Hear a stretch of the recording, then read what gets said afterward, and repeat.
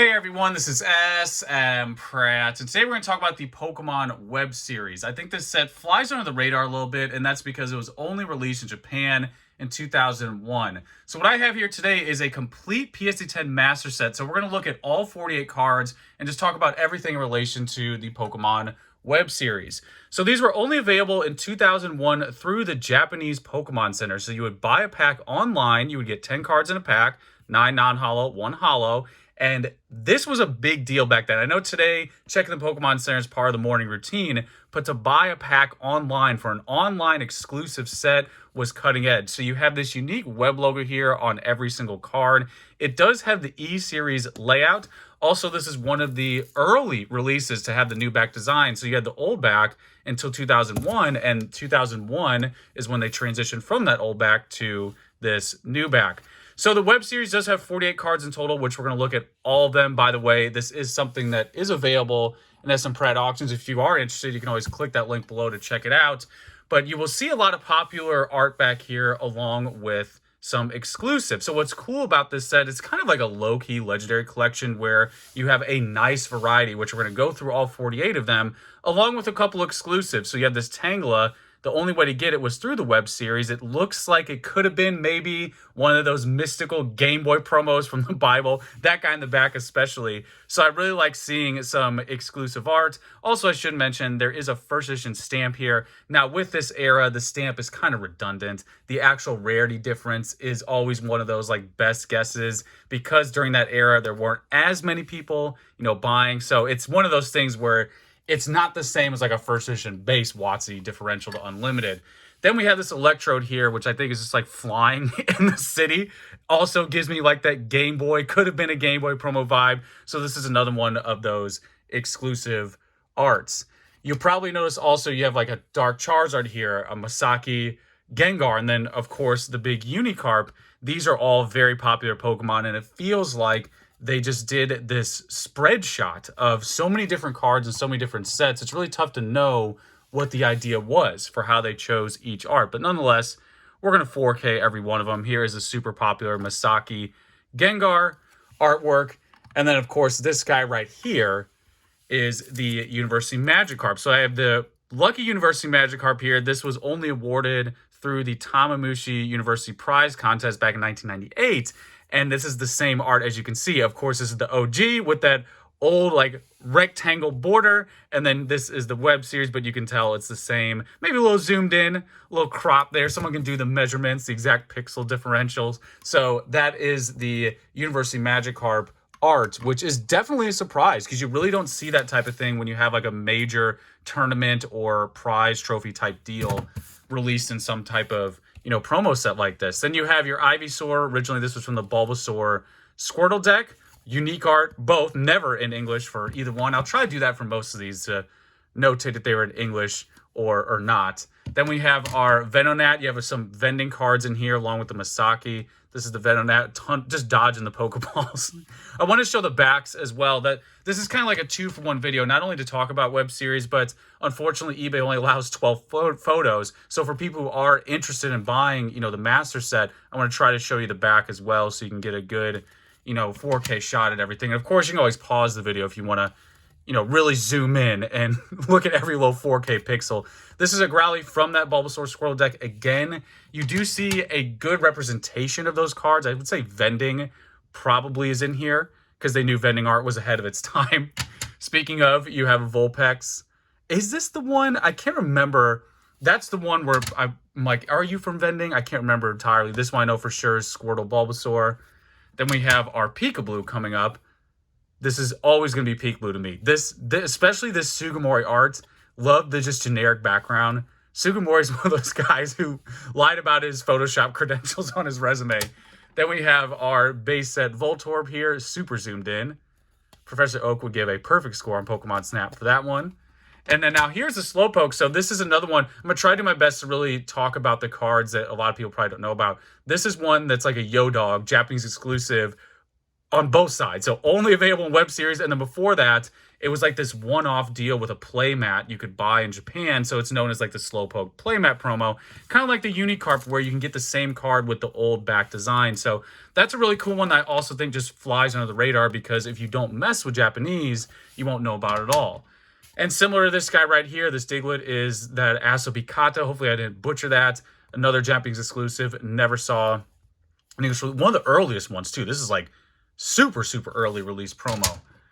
Then you have another vending one here. This is the Hitmonlee, just like busting out of the... it wasn't meant for the E-Series layout. Then we have our Masaki, our Bill... his name is Masaki, I believe, the Japanese translation. You need him to get the Gengar back there. Then we have the future of Pokédexes and phones and what it's going to be from 2001. And then we have our Dark Ivysaur. I do like how the Dark Ivysaur and we'll see Venusaur eventually were included because he was notably missing from Rocket. That was one of those things as a kid. I'm like, where's the Venusaur? So then we have our Reno. Then we got, I believe, another vending Venomoth. A little V alliteration. And then love this art. This executor art is so quality. As a kid, you take it for granted. Just look at that thing. Quality Himeno art. Himeno was just killing it in Jungle. Also love the little non-Pokemon crab in there as well. Then we have our Dark Weezing. I think this one's a non-holo, which Dark Weezing is notably one of the worst holos. So that's why I had to like triple check it. I'm like, is there a holo there? Because you're like one of the absolute worst holos ever. Then we have our Dark Charmeleon, just absolutely regal. This art is phenomenal. While this is, we're going deep here. That's what this channel is about. While this is one of the rare, unique Sugimori arts here for Rocky, you know, a lot of the Sugimori stuff is like, okay, he drew that a long time ago, threw it in a general background. This one's a unique one here for Charizard. Arita said, hold up. Like, the Dark Charmeleon is just phenomenal. Like, this art is just unbelievable. So, there's the Dark Charmeleon. Then we have Arcanine from the Bulbasaur Squirtle deck. Another one of those Yo-Dog Japanese exclusives. And this guy as well from that same release. Oh, no, sorry. This is the Dark Wartortle. That's the Dark Wartortle from Rocket. And then we have our Surfing Pikachu. Numerous releases for Surfing Pikachu. Then we have our Dark Kadabra that caused a lot of issues with Uri Geller, and he has since rectified that. Then we have our Dark Slowbro. Always love the little rocket guy there in the background. And then earlier we saw that Diglett, and here's the evolution of that. So the Asobikata Diglett, this is the evolution. I don't know if it's just me, but it'd be a pet peeve when they had like the different one here. I'm like, no, that's not the same one that it evolved from. Then we have our Max Revive. And then we have this thing. Look at this. Look at that late 90s, early 2000s, just beauty. That's the future right there. I feel like the millennium future tech right there. Retro future, whatever it's called. Then we have our Primate. This one's another one of those vending cards. Let me slide this to the right so we get a little bit more room. So yeah, we're seeing a lot of vending, a lot of Bulbasaur Squirtle decks, some base set as well, and some Rocket, even though we had the occasional Jungle Executor thrown in there. Then we have a non-holo Ninetales. That's what's cool about this is you get some variety here. You know, Ninetales was only a holo in base set, so this one is the non-holo. And then here's another one, right on time. We have a Raichu to see another one of those beautiful Sugimori generic backgrounds.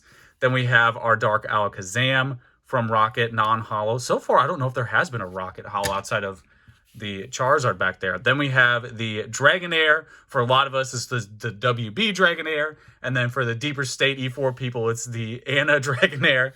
Or Dragonite. I'm over here saying Dragonair. I'm not even saying it correctly because he's flying in the air. But yeah, there he goes with his little bag. He's ready to go. Bring his cards in the movie. Then we have our Meowth. You're not going to unsee it after I tell you this. There's a little Easter egg with this card. I didn't realize it's like 20 years later somebody posted about it in E4. These are silhouettes of the Pokemon. I just saw them as like these little, like, I don't even know, generic outlines. That's a Charizard right there. I think it's a Lapras. I think it's a Golbat. You will never unsee it after this. Like, it blew my mind. Like, cue the Twilight Zone theme. Like, it was just unreal when I saw that. So there you go. There is that Meowth. And then we have, I think, the Rocket Sneak Attack. I always get this one confused with Rocket's Trap. I think it's the same girl. She's got two jobs. Then we have the Dark Venusaur. Another one of those. Earlier I mentioned the Dark Ivysaur. Glad. I also like how show the holo right here on the E series. You see a little orb kind of in jail back there. So you do have holo there as well, which I think is a nice touch. You see that when they transition into like E series, really good progression, I guess, from the E series and then into EX, where the borders started to be holographic, where, the earlier design, you didn't have that. I would say maybe Southern Island kind of flirted with it. So there you go. The holo does go through the E series. Here's another one. I think this one looks great because these are non-holo. Most people, again, their experience with this are the Black Star promos, so it's really cool to see that holo happening. And then we have the finish off the trio of the Dark. We had the Venusaur, we got the Blastoise, and the Charizard. Finally, they finally met up. And then we have a holo here. I'm trying to catch in the light, see if there's any swirls. I should have done a better job for all the swirl girls out there like Chloe. And then we have our Articuno, also holographic, like how all three are holographic. I believe the Zapdos right here, right on time, is also holographic as well. So that's pretty cool. And then last but not least, we have the Misaki Machamp. So there are 2 Misaki cards featured in here. Glad they went with the Gengar because he's definitely the most popular. And then our Komiya Machamp to finish it off. So there it is, guys. This is the complete PSA 10 Master Set. I thought it'd just be a good opportunity to do a little 2-for-1 because it is for sale. But I also thought it'd be a great chance to just show you guys the entire set because it is in PSA 10 condition to look at all the art. So if you are interested, you can always click that link below, check it out. If not, hopefully, you learned something new, saw something interesting here, entertained. As usual, guys, feel free to let me know how you feel. You know the deal. Till next time.